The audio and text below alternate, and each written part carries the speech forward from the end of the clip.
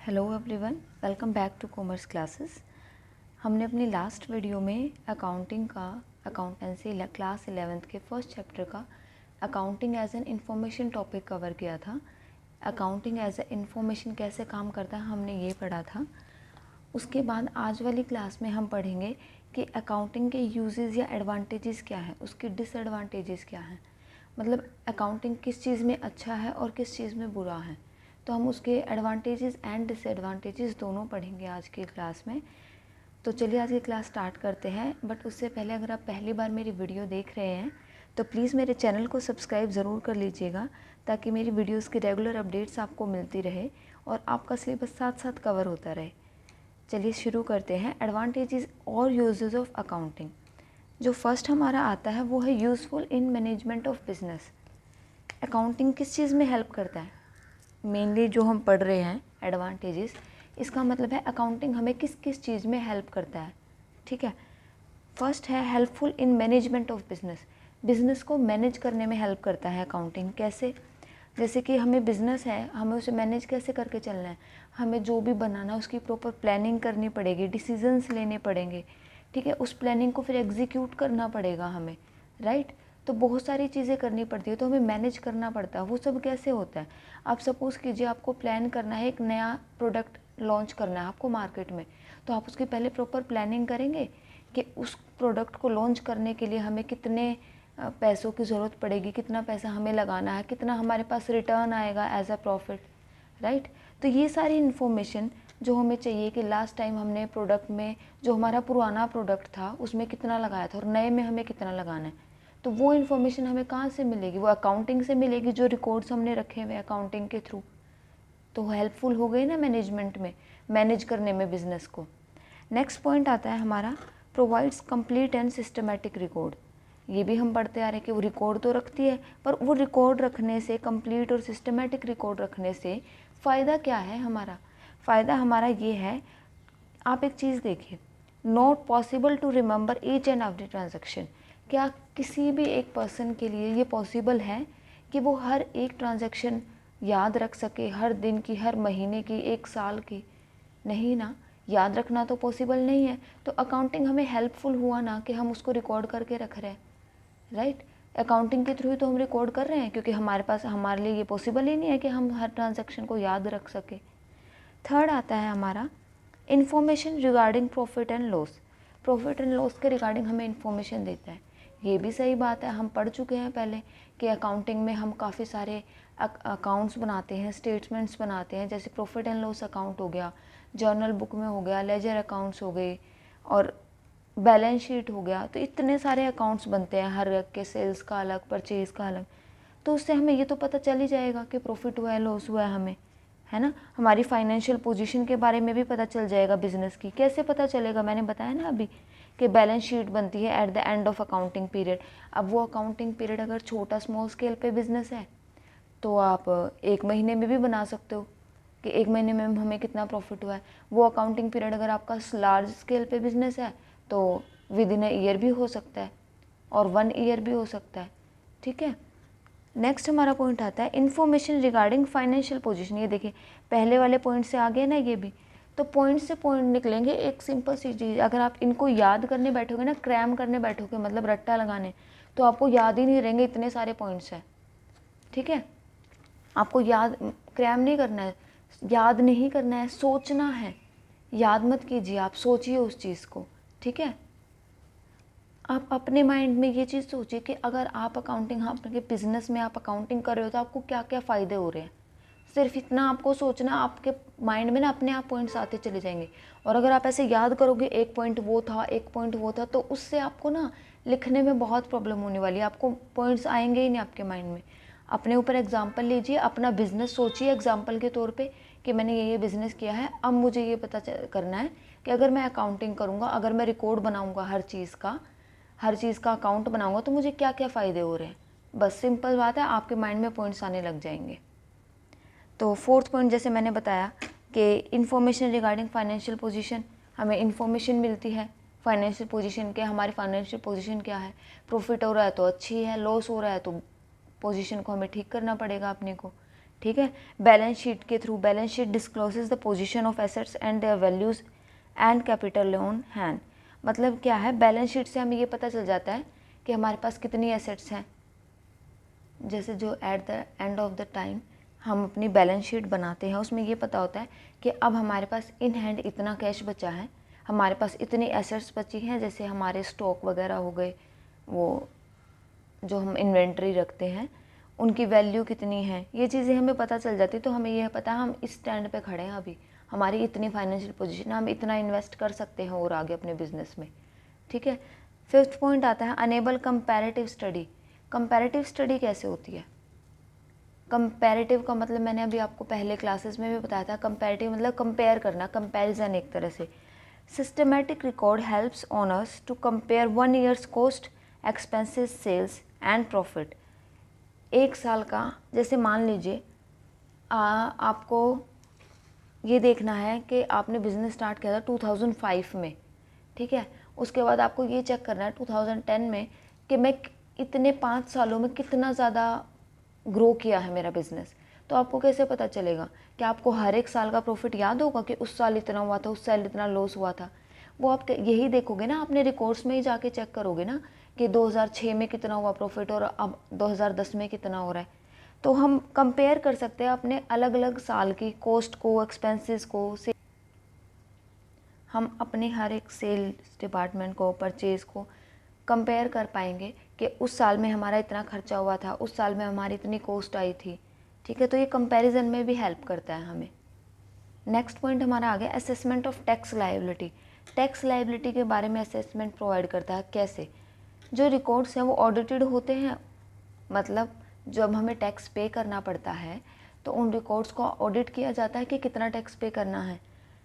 And trusted bye taxation authorities, वो trusted होते हैं टैक्सेशन अथॉरिटीज़ के। जैसे मान लीजिए गवर्नमेंट की तरफ से कोई ऑफिसर आया है टैक्स ऑडिट करने कि आपकी कितनी इनकम हुई है और आप टैक्स पे कर रहे हो या नहीं कर रहे हो। ठीक है। ये चीज़ आपने सुनी होगी, फिल्मों में भी सुनी होगी कि हमारे वहाँ पे इनकम टैक्स की रेड पड़ गई, ये पड़ गई। तो वो क्या करने आते हैं? वो आपको ऑडिट करने आते हैं, आपके रिकॉर्ड्स को। ऑडिट करना मतलब एक तरह से चेक करना, ठीक है, उसके सही और गलत में कि ऑडिट ठीक से, वो रिकॉर्ड्स ठीक से बने हैं, कोई उसमें घोटाला तो नहीं किया गया। और वो ट्रस्ट भी कर लेते हैं उन डॉक्यूमेंट्स पे। क्यों करते हैं ट्रस्ट? जो टैक्सेशन अथॉरिटीज़ होती है, मतलब जो ऑफिसर्स आते हैं, अथॉरिटीज़ आती हैं, वो हमारी जो अकाउंटिंग रिकॉर्ड्स होते हैं ना उनको ट्रस्ट कर लेते हैं। क्यों करते हैं ट्रस्ट? क्योंकि वो रिकॉर्ड्स हर साल आप प्रॉपरली मेंटेन करते हो, कुछ रूल्स एंड रेगुलेशंस होते हैं उन रिकॉर्ड्स को, उन ट्रांजैक्शंस को रिकॉर्ड करने के लिए।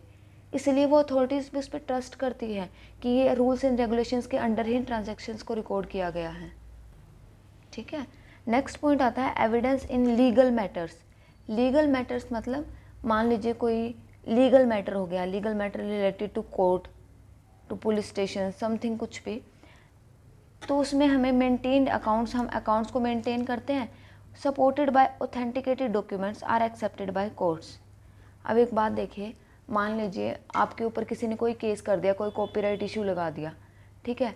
तो उसमें क्या होता है, आप कोर्ट में जाते हो तो कोर्ट ऐसे ही कोई भी किसी भी कागज़ पे बिलीव कर लेगा आपके? आप वैसे ही नॉर्मल एक सिंपल प्लेन कागज़ पे अपने अकाउंटिंग पीरियड का, एक साल का सारा सेल, कैश, एक्सपेंस, प्रॉफिट सब लिख के लेके जा रहे हो, वो बिलीव कर लेगा कोर्ट? उसको एक्सेप्ट ही नहीं करेगा। किसको एक्सेप्ट करेगा? वो जो ऑथेंटिकेटेड डॉक्यूमेंट्स हैं, जिनके साथ, जैसे सपोज़ कीजिए आपने परचेज बिल लगा रखा है साथ में, एक्सपेंसेस का बिल लगा रखा है साथ में, ऑथेंटिकेटेड होने चाहिए। ठीक है।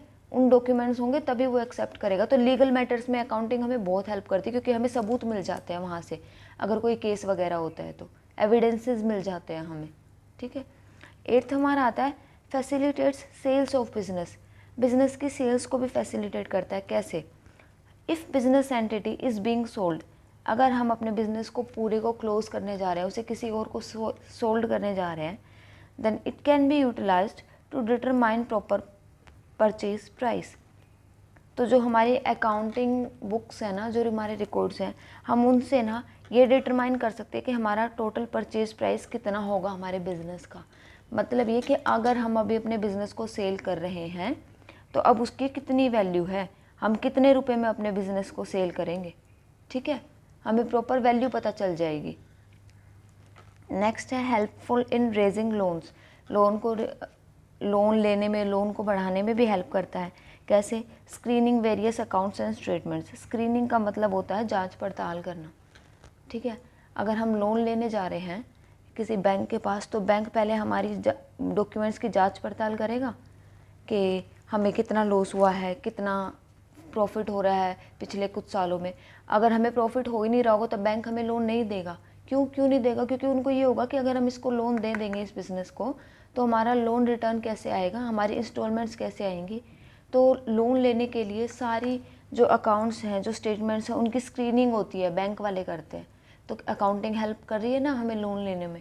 अगर हम रिकॉर्ड्स बना के ही नहीं रखेंगे तो हमारे पास स्टेटमेंट्स नहीं होंगी, अकाउंट्स नहीं होंगे, राइट। 10th आ गया हमारा helpful in partnership accounts. Partnership accounts में भी हमें हेल्प करता है। कैसे? Information needed at the time of admission of partner, retirement, goodwill is also valued. जैसे कि पार्टनरशिप के टाइम पे या तो नया पार्टनर आता है या एक एग्जिस्टिंग पार्टनर रिटायरमेंट ले लेता है, तो उसके लिए हमें हेल्प मिलती है पार्टनर के एडमिशन के लिए। अब एडमिशन पार्टनर ले रहा है तो उसको हमें बताना पड़ेगा ना, भाई हमने पहले इसमें इतना इन्वेस्ट करना है और तुझे अब इतना हिस्सा अपना देना पड़ेगा, इसमें अपनी इतनी इन्वेस्टमेंट तुझे करनी पड़ेगी। रिटायरमेंट ले रहा है तो ठीक है, वो ये ले चेक कर ले हमारा आज तक का इतना प्रॉफिट हुआ है, अकाउंटिंग के थ्रू, तू रिकॉर्ड्स के थ्रू चेक कर ले और जो तेरा हिस्सा बनता है वो तू ले ले। तो हेल्पफुल हुई ना अकाउंटिंग। गुडविल को भी वैल्यू करने में कि आज के टाइम पे हमारी कितनी गुडविल है, कितना नाम है। लास्ट जो हमारा आता है वो है prevention and detection of errors and frauds. Simple सी बात है, कोई भी गलतियाँ, कोई भी धोखाधड़ी से हमें बचाती है अकाउंटिंग। जब हम प्रॉपर रिकॉर्ड्स ही मेंटेन करके रखेंगे तो गलतियाँ होने के भी चांसेस बहुत कम हो जाते हैं। ये हमारे कुछ 11 पॉइंट्स थे यूजेस के या एडवांटेजेस के।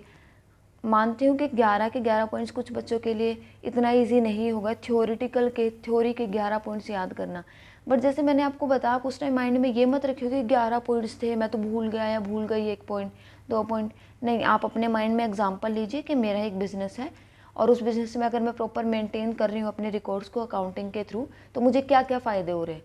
कुछ पॉइंट्स आपके वहीं से निकल के आ जाएंगे आपके पास, ठीक है। चलिए अब आगे बढ़ते हैं, डिसएडवांटेजेस देख लेते हैं इसकी। या तो लिमिटेशंस बोल लो या डिसएडवांटेजेस बोल लो अकाउंटिंग के। अब हम वो पढ़ेंगे। पहले हमें पढ़ा था कि हमें फ़ायदे क्या हो रहे हैं अकाउंटिंग से, अब हम पढ़ेंगे कि नुकसान क्या हो रहे हैं हमें अकाउंटिंग से हमारे बिजनेस में। Influenced by personal judgement.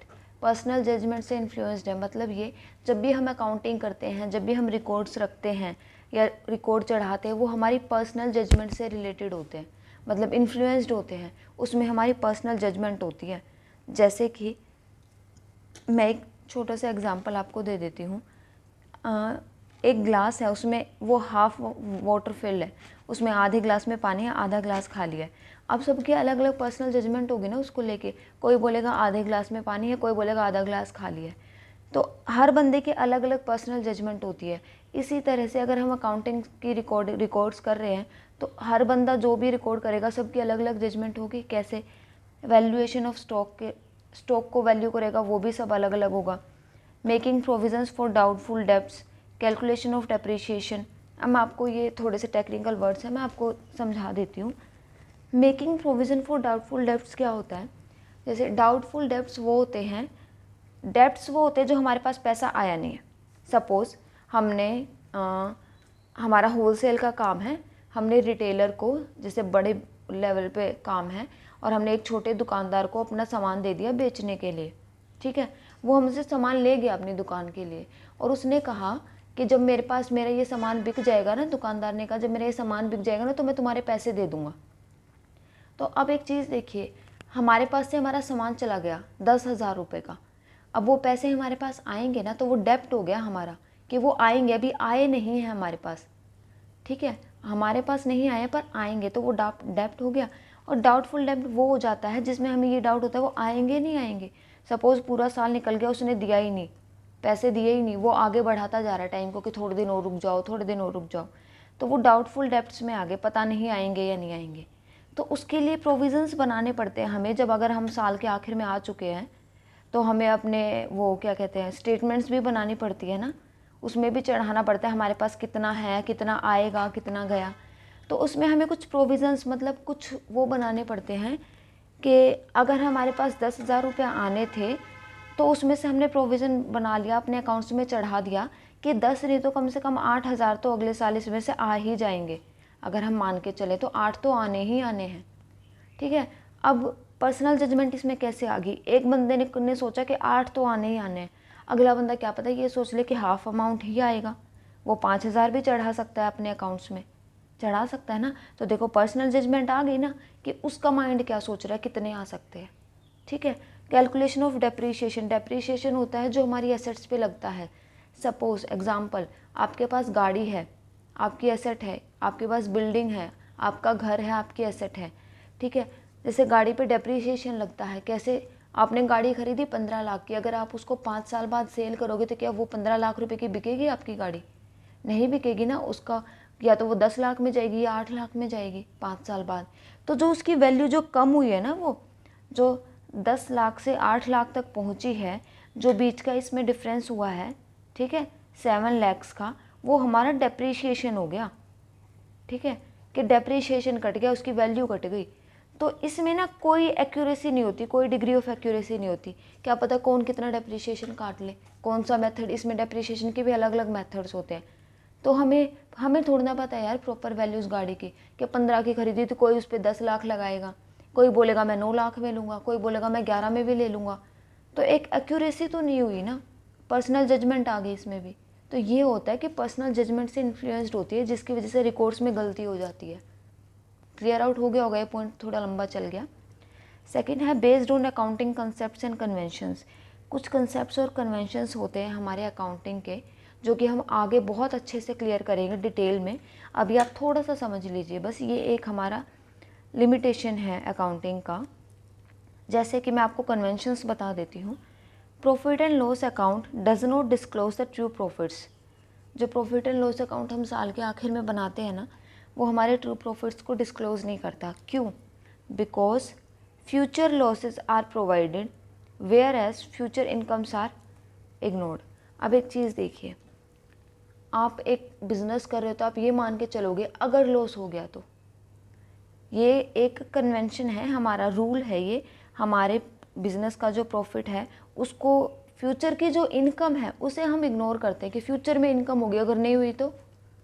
आप सपोज़ कीजिए आपने कुछ पैसा लगा दिया और आपको ये लग रहा है कि फ्यूचर में मुझे इससे 20 रुपये मिलेंगे, ठीक है, लेकिन अगर नहीं मिले तो आपको कोई वो तो नहीं है ना कि नुकसान तो नहीं हो रहा है ना। अगर आपको फ्यूचर में ये है कि इतना लॉस होना, तो आप उसकी पहले से तैयारी करके चलोगे। अगर लॉस हो गया तो भाई लॉस होना तो बहुत बड़ी दिक्कत हो जाएगी ना। तो ये इसमें एक वो है कि पूरा जो प्रॉफिट है वो डिस्क्लोज करके हम नहीं चलते हैं।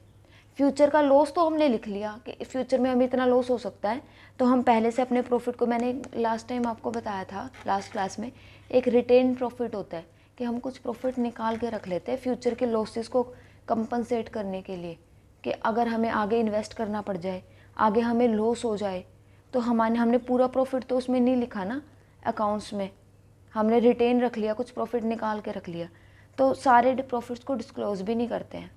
थर्ड पॉइंट आता है इनकम्प्लीट इन्फॉर्मेशन। हमारी इन्फॉर्मेशन भी इनकम्प्लीट होती है। कैसे? एक्चुअल प्रॉफिट्स और losses can only be known when business is close down. जैसे मैंने अभी आपको बताया कि हम रिटेन्ड प्रॉफिट निकाल के रख लेते हैं हमारे फ्यूचर लॉसेस को कंपनसेट करने के लिए, फ्यूचर इन्वेस्टमेंट करने के लिए। तो हमारे जो ओरिजिनल प्रॉफिट और लॉस होते हैं वो हमें तभी पता चल पाते हैं जब हम बिज़नेस को पूरी तरह से क्लोज कर रहे हैं। हमने इतना पैसा लगाया था, इतना मिला है, अब ये बताओ प्रॉफिट हुआ है या लॉस हुआ है। तो इन्फॉर्मेशन कभी कभी इनकम्प्लीट रह जाती है। फोर्थ है omission of qualitative information. Qualitative information को हम नहीं इसमें, क्योंकि हमने पहले भी पढ़ा था कि इसमें सिर्फ फाइनेंशियल ट्रांजैक्शन जो मॉनेटरी टर्म से रिलेटेड है ना, टर्म्स ऑफ मनी, सिर्फ वही चीज़ आती है इसमें, ठीक है। क्वालिटेटिव इन्फॉर्मेशन जैसे कि हमारे लेबर्स के रिलेशन कैसे हैं आपस में, ठीक है, कुछ चेंजेस हुए हैं हमारे मैनेजमेंट में या नहीं हुए, एफिशिएंसी कितनी है, सेटिस्फेक्शन कस्टमर को मिल रहा है नहीं मिल रहा है, ये कुछ क्वालिटेटिव इन्फॉर्मेशन है जिनको हम नहीं डालते। सपोज़ हमारे कस्टमर को सेटिस्फेक्शन नहीं मिल रहा, हमने बुक्स में तो डाला नहीं कि कस्टमर सेटिस्फाई है ही नहीं, वो सेटिस्फाई नहीं होगा तो आगे हमारी सेल नहीं होगी, सेल नहीं होगी तो प्रॉफिट नहीं होगा, तो डायरेक्टली इनडायरेक्टली उसने इफ़ेक्ट किया ना हमारे अकाउंट्स को, पर हम ये चीज़ें डालते ही नहीं हैं। क्वालिटेटिव इन्फॉर्मेशन तो हम डालते ही नहीं है अकाउंटिंग में, ठीक है। तो ये भी एक ड्रॉबैक हो गया ना हमारे लिए। नेक्स्ट हमारा है based on historical cost. Historical cost पे बेस्ड है हमारी अकाउंटिंग। जैसे कि जब हम चेयर लेके आते हैं अपने बिजनेस में, तो हम 200 रुपये की चेयर लेके आए हैं, हमने वो 200 रुपये लिख दिए, अपने कॉस्ट लिख दी 200 रुपये की उसमें। बट इसमें क्या होता है, financial statements do not show the effect of changes in price level. 200 रुपये की आप चेयर लेके आए थे, उसकी उतना ही प्राइस रह गया होगा। अब फाइनेंशियल स्टेटमेंट्स तो तब at the end of the year बनाई जाती है ना, जैसे बैलेंस शीट हो गई या प्रॉफिट एंड लॉस अकाउंट हो गया, ये तो हमारा वो एट द एंड ऑफ ही बनाया जाता है। तो आप इसमें ये चीज़ लिखोगे कि 1 साल पहले चेयर आई थी 200 रुपये की, अब वो 200 रुपये की नहीं रह रही, तो ये चीज़ तो लिखी नहीं जाएगी। हिस्टोरिकल कॉस्ट लिख चुके हैं हम, पर उसकी वैल्यू तो अब इतनी नहीं है ना। लैंड और बिल्डिंग को ही लगा लीजिए आप, बहुत ही पुरानी बिल्डिंग हो गई है, तो जितनी आपने उसमें उस बिल्डिंग को ख़रीदा था उतनी वैल्यू उसकी रह गई है, वो चीज़ तो नहीं लिखते ना। तो हिस्टोरिकल कॉस्ट पे बेस्ड होता है, क्योंकि कुछ चीज़ें ना हमारी टाइम टू टाइम चेंज होती है और वो चेंजेस हम नहीं लिख पाते हैं। नेक्स्ट हमारा आता है affected by window dressing. Window dressing क्या होता है? विंडो ड्रेसिंग होता है प्रैक्टिस ऑफ मैनिपुलेटिंग अकाउंट्स। ये डायरेक्ट इसका मीनिंग होता है कि अकाउंट्स को मैनिपुलेट करना, ठीक है। जैसे कि मैनिपुलेट आप किस किस तरीके से कर सकते हो। एक पर्सनल जजमेंट के थ्रू आपने परचेज इनवॉइस गलत लगा दिया, बिल गलत लगा दिया, अपना फ़ायदा निकालने के लिए। चीज़ आई थी 10,000 रुपये की, आपने चढ़ा दिया 15,000 रुपये की, 5,000 आपकी पॉकेट में गए ना, तो मैनिपुलेट हो गए ना हमारे अकाउंट्स। तो ये तो होता ही होता है यार, ये घोटाले, छोटे मोटे घोटाले हर जगह चलते हैं, इसे विंडो ड्रेसिंग बोलते हैं हम, ठीक है। लास्ट हमारा पॉइंट आता है अनसुटेबल फॉर फोरकास्टिंग। फोरकास्टिंग जो हमारा रिलेटेड होता है वो होता है फ्यूचर से। फ्यूचर के लिए ही तो हम फोरकास्ट करेंगे, फ्यूचर के लिए तो हम आगे देखेंगे। फोरकास्ट करना मतलब आगे की चीज़ के बारे में सोचना, देखना। Accounts are only a record of past events. ये भी बिल्कुल ठीक है, जो हमारा होता चल रहा है ना पास्ट में, चाहे वो 1 घंटे का पास्ट हो, 1 घंटे पहले हमारी कोई सेल हुई है तो वो हम रिकॉर्ड में लिख देंगे। जो होता चल रहा है पास्ट में, हम वो रिकॉर्ड्स रखते हैं। अब कॉन्टीन्यूस चेंजेस भी होते जाते हैं हमारे साथ साथ। डिमांड ऑफ प्रोडक्ट में चेंज हो गया, पॉलिसीज़ में चेंज हो गया, पोजीशन ऑफ कंपटीशन बढ़ गया, ठीक है। तो ये चेंजेस हम उसमें नहीं लिख पाते। तो फोरकास्ट करने में हमें, अब सपोज़ कीजिए हमें पिछले साल प्रॉफिट हुआ था बहुत ज़्यादा एक चीज़ को सेल करने से, अब वो चीज़ ना, अब क्या हो गया, डिमांड में चेंज आ गया, अब वो चीज़ नहीं बिकेगी मार्केट में, ठीक है। तो अगर हम तो ये मान के चले भाई पिछले साल इस प्रोडक्ट से इतना प्रॉफिट हुआ था, इस साल भी इतना ही होना है, हम फोरकास्ट कर जो हमने किया वो गलत हो गया ना। क्यों? क्योंकि चेंजेस हुआ है डिमांड में, तो हम अच्छे से फोरकास्ट कर ही नहीं पाते हैं, ठीक है। फ्यूचर के बारे में सोच ही नहीं पाते हैं, क्योंकि वो पास्ट पे रिलेटेड होता है। पास्ट में जो है ज़रूरी थोड़ा ना है वो आगे फ्यूचर में भी वही चीज़ होगी। तो ये हमारे कुछ पॉइंट्स थे जो हमें अकाउंटिंग के डीमेरिट्स थे या डिसएडवांटेजेस थे। यहाँ पे हमारा फर्स्ट चैप्टर, हमारा इंट्रोडक्शन टू अकाउंटिंग कंप्लीट हो रहा है। आई होप आपको बहुत अच्छे से क्लियर हो गया होगा। अगर आपने पहली वाली वीडियोस नहीं देखी है तो आप जाके देख लीजिएगा पहली वाली वीडियोस। नेक्स्ट हम स्टार्ट करेंगे, कुछ अकाउंटिंग की टर्म्स होती हैं, जैसे इनमें आपके बीच बीच में आ रहे होंगे जो आपके सर के ऊपर से गया, कैपिटल है, एसेट्स हैं, लाइबिलिटी है, वो चीज़ आपको नहीं पता ना, वो अब हम आगे आने वाले चैप्टर में पढ़ेंगे, तो आपको सारा सब कुछ अच्छे से क्लियर हो जाएगा। तो मुझसे जुड़े रहने के लिए प्लीज़ आप मेरे चैनल को सब्सक्राइब कर लीजिएगा। मिलते हैं नेक्स्ट वीडियो में, बाय बाय।